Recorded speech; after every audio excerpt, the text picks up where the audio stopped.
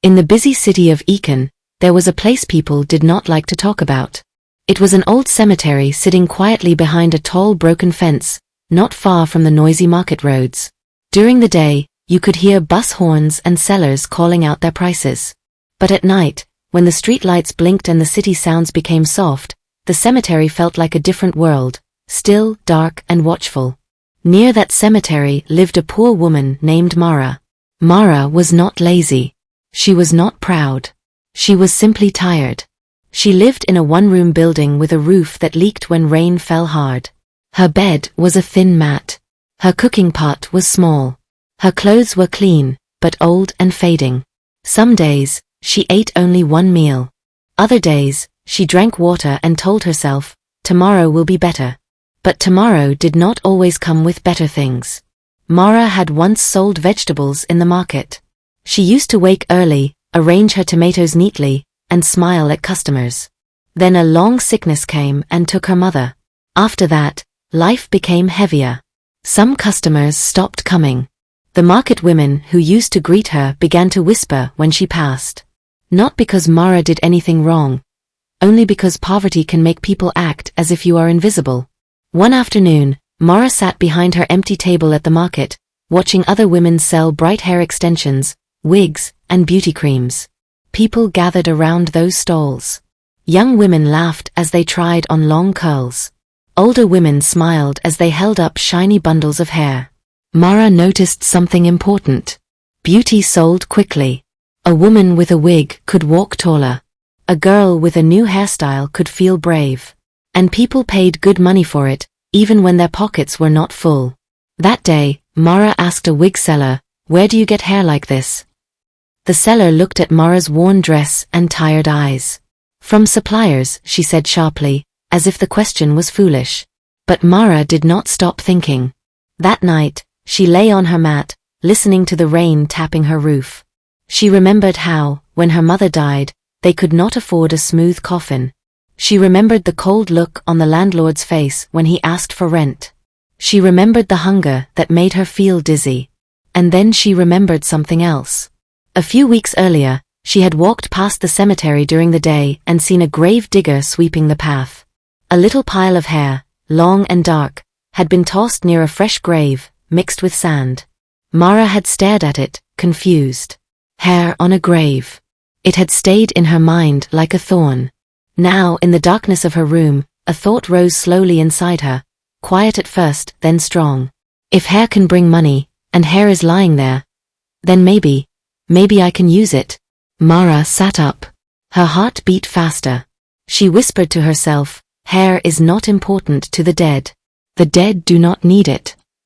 She said it again, like a prayer she wanted to believe. Hair is not important to the dead. Still, her stomach tightened. Because Mara had grown up hearing stories. Not silly stories, but careful stories. Stories elders told children so they would respect certain places, certain acts, and certain boundaries. Her grandmother used to say, "The ground remembers what you do. The wind repeats what you say. And the dead do not like to be disturbed." Mara shook her head hard, as if she could shake the memory away. "I am not doing evil," she whispered. "I am surviving." When the city went quiet and even the dogs stopped barking, Mara wrapped a scarf around her head and stepped outside. The air was cold. The moon was thin like a small white smile hiding behind clouds. Mara held a small torch and a pair of scissors. Her fingers trembled as she walked. Each step toward the cemetery felt heavier than the last. When she reached the broken fence, she stopped and listened. Nothing. Only the soft sound of leaves moving and distant engines far away. Mara climbed through a gap in the fence, careful not to tear her dress. The cemetery smelled of wet soil and old stones. The paths were uneven. Some graves had shiny tiles. Others were covered in grass and forgotten flowers. Mara's torchlight moved across names carved into stone. Some names were clear. Some were fading. She tried not to read them. She tried not to imagine faces. Just hair, she told herself. Only hair. But the cemetery did not feel like a place where only mattered. It felt like a place where everything mattered. As she walked deeper, The air seemed to grow colder, as if the cemetery was breathing slowly. Mara heard a sound, maybe a bird, maybe a rat, and she nearly screamed. She covered her mouth quickly. Her eyes filled with tears. "Please," she whispered, though she did not know who she was speaking to. "I am only trying to live." Then she found it. A fresh grave, the soil still dark and wet. A small mound stood tall, and on top sat a simple wooden marker. Mara's hands shook so much she almost dropped her torch. She knelt beside the grave, staring at the soil. Her scissors felt heavy in her hand, as if they did not want to be used. Mara swallowed hard. She looked around again. Still nothing. But she suddenly felt like she was being watched, not by eyes, but by the quiet itself. And in that quiet, Mara made a choice. She leaned forward, reached carefully toward the place where hair had been left near the grave before, and began to search the soil with trembling fingers. The moment her fingers touched something that felt like strands, smooth like human hair, Mara froze. A cold wind brushed her neck. Her torch flickered, and a soft sound rose behind her. Not a voice. Not words. Just a slow, gentle sigh, like someone breathing close. Mara turned her head sharply. The cemetery behind her was empty, but her heart began to beat like a drum warning of danger. And still, Mara tightened her grip on the scissors. Because hunger is a loud enemy. And tonight, Mara was losing the fight against it. When the sun rose the next morning, Mara did not sleep. Her eyes were red. Her body felt heavy. But in her small bag, wrapped carefully in cloth, was the hair she had taken from the cemetery. She washed it again and again, scrubbing gently, whispering to herself, "It is clean. It is only hair." She dried it under the sun, watching the strands shine dark and smooth. Anyone who saw it would think it came from a living head. By midday, Mara stood in the busy part of the city where beauty shops lined the road. Music played from speakers. Women laughed. Mirrors flashed light back at the sky.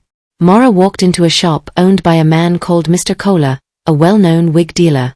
His shop was filled with colorful wigs, short, long, curly, straight. The smell of hair products filled the air. Mr. Kohler looked at Mara from head to toe.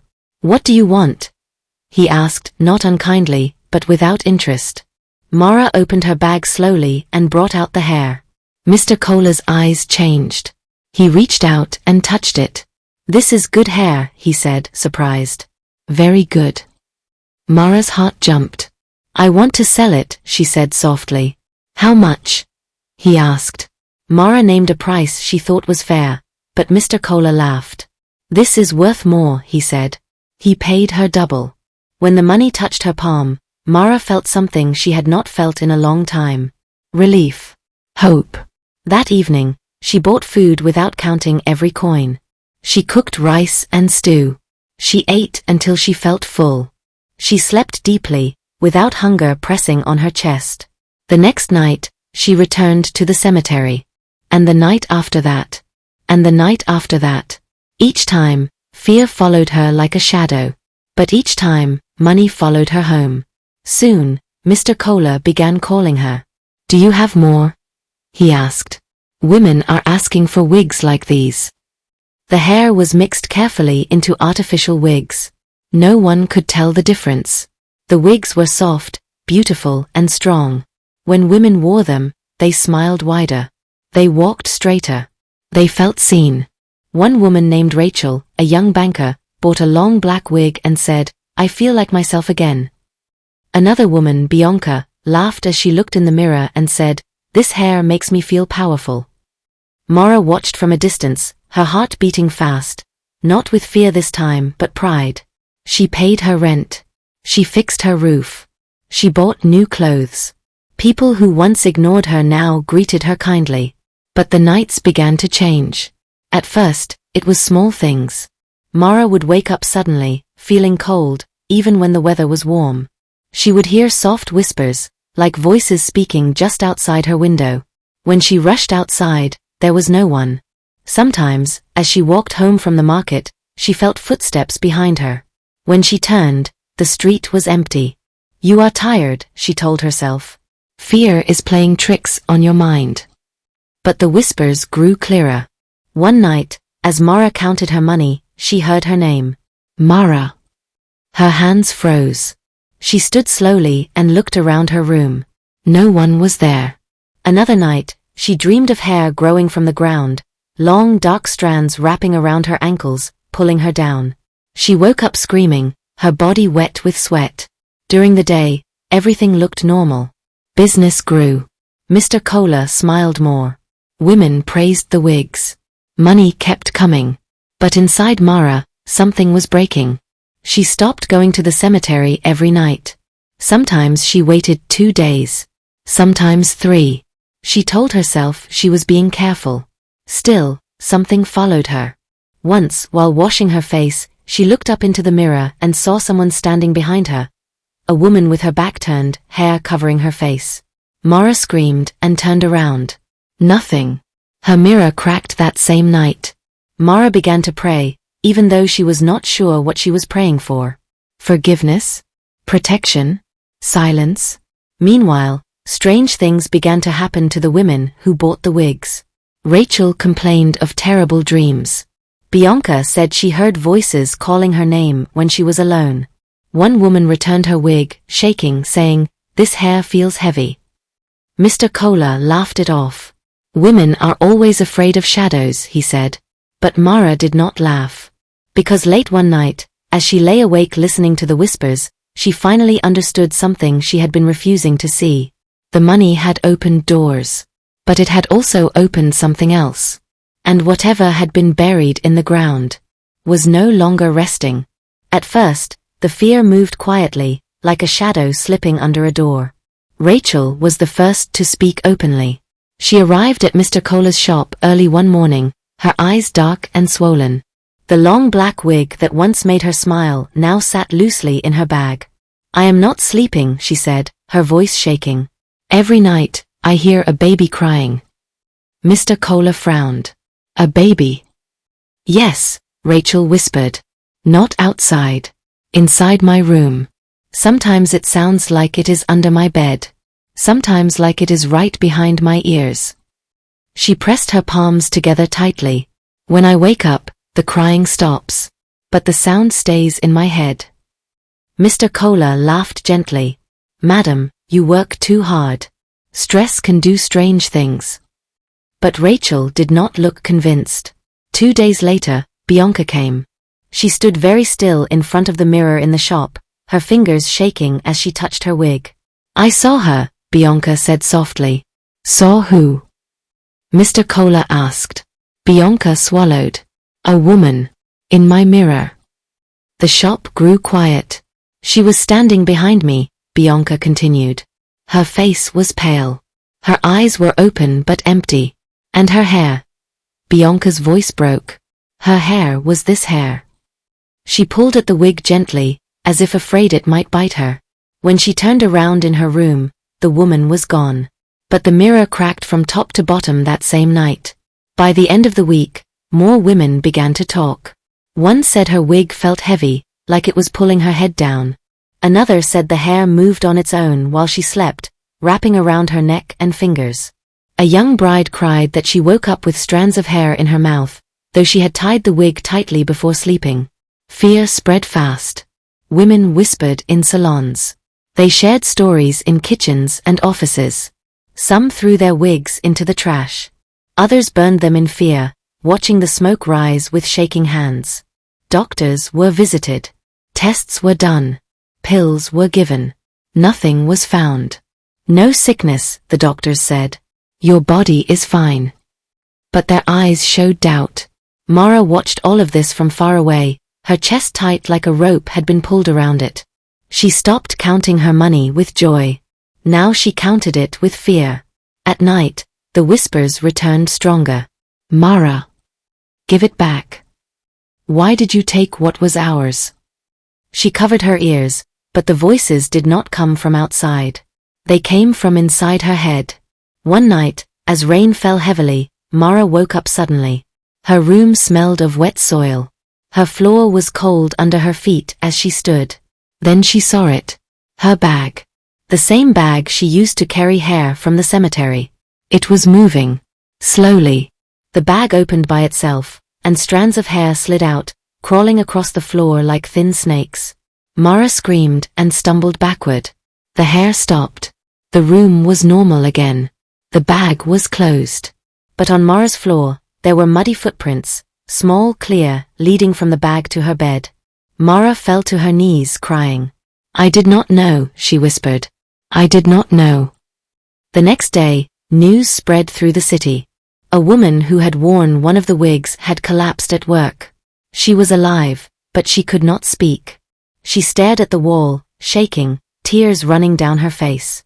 When her sister asked what happened, the woman wrote only one sentence on paper before fainting again. "She stands by my bed every night." Fear now had a face. Mr. Kohler closed his shop early. He called Mara with anger in his voice. "People are returning wigs. They say something is wrong. Where did you get this hair?" Mara could not answer. Her throat felt dry. Her tongue felt heavy. Because deep inside her, Mara knew the truth she had been running from.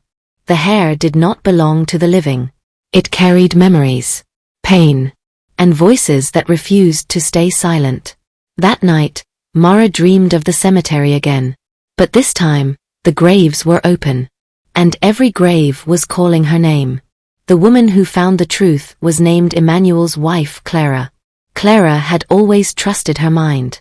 She was calm, careful, and patient. When strange things began after she bought the wig, she did not panic like others. She watched. She listened. Every night, Clara felt cold hands brushing her neck as she slept. She heard breathing that was not her own. Once, she woke up and saw wet soil on her pillow. Still, she did not scream. She paid attention. One morning, as she removed the wig, she noticed something strange. The inside smelled faintly of earth. Not perfume. Not sweat. Earth. Clara remembered her grandmother's words. When something carries the smell of soil, it remembers where it came from. She returned to the wig shop, calm but firm. Mr. Kohler was tired and afraid. When Clara asked again and again about the supplier, his fear broke his pride. "There is a woman," he said quietly. "She brings the hair. She lives near the old cemetery." That was enough. At sunset, Clara walked toward the cemetery road. The sky was red and heavy. Birds flew low, silent. Near the broken fence, she saw a small house with a leaking roof. Mara was outside, washing clothes. When Mara looked up and saw Clara holding the wig, her heart dropped. "You," Clara said softly. "You sold this hair." Mara opened her mouth, but no words came out. "Where did you get it?" Clara asked. Mara's eyes filled with tears. She looked toward the cemetery gate, standing dark and open behind them. "I did not mean harm," Mara whispered. "I was hungry." Clara followed her gaze. Slowly, she understood. Her voice shook. "You took it from the dead." Mara fell to her knees. "I thought hair did not matter," she cried. "I thought it was safe." The wind passed through the cemetery, cold and sharp. The grass bent low, as if bowing to something unseen. Clara stepped back, fear finally touching her heart. "You must return it," she said. "Whatever you took must go back." That night, Mara did not sleep. When darkness covered the city, her room grew cold. The walls seemed to breathe. The smell of soil filled the air again, stronger than before. Mara closed her eyes. And the dream came. She was standing inside the cemetery. But it was not quiet. The graves were open. Soil lay everywhere. Coffins stood broken. Hair flowed out of the ground like rivers. Long, short, curled, braided, moving as if alive. Figures rose slowly from the graves. They did not walk. They floated. Their faces were pale, their eyes deep and burning. Their mouths opened, but their voices came together as one. "Why did you take from us? We were resting. You carried our pain into the world." Mara tried to run, but her feet sank into the ground. "I was hungry," she cried. "I was poor. I did not know." One figure stepped forward. A woman with long hair covering half her face. Our hair carries our last cries, she said. Our anger. Our sorrow. Our unfinished words. Another voice followed. When they wear it, they carry us. Mara screamed as hands reached toward her, not to touch her body, but her heart. She woke up screaming. Her room was dark, but the smell of death stayed. Outside, dogs howled. The ground beneath her floor creaked softly. Mara sat shaking until morning. Now she knew. The hair was not just hair. It was memory, pain, anger that had no peace. And she had sold it for money. As the sun rose, Mara stood slowly. She knew what she had to do. But she also knew something else. Returning what was taken would not be easy. Because the dead do not forgive quickly. Mara did not wait for courage. She knew courage might never come. Before the sun went down, she packed every bundle of hair she still had. She collected the wigs returned by frightened women and begged Mr. Kohler to give her the rest. Some he had burned already. Some were lost. But what remained, Mara tied carefully into cloth, her hands shaking. As evening fell, clouds covered the sky. The city lights flickered. The road toward the cemetery looked longer than it ever had. Clara walked with Mara in silence until the broken fence appeared. Then Clara stopped. I cannot go farther, she said softly. This is your burden. Mara nodded. Her throat felt tight. She stepped through the fence alone. The cemetery was awake. The wind moved fast, though no storm had come. Trees bent and whispered. The air smelled of wet earth and something old. Mara's torch flickered, then steadied. She walked toward the center, where the newest graves lay. I am sorry, she said aloud.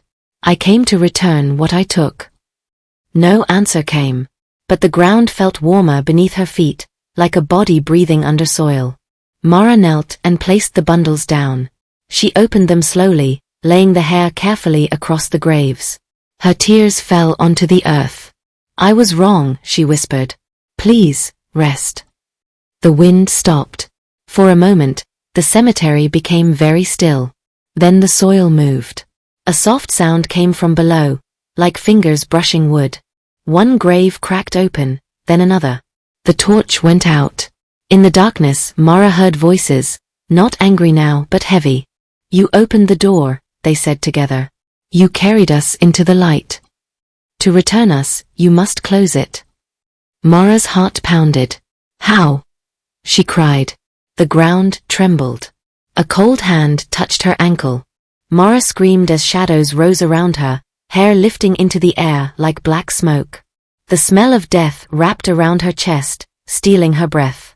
Far away, the city lights flickered once, then went dark. And in the cemetery, the graves continued to open, one by one. Mara fell forward, surrounded by whispering voices. The door she had opened was wide now. And no one knew if it could ever be closed again. Thank you for listening. What is your view about this story? Let us know in the comment section. Kindly like, comment, and subscribe to our channel.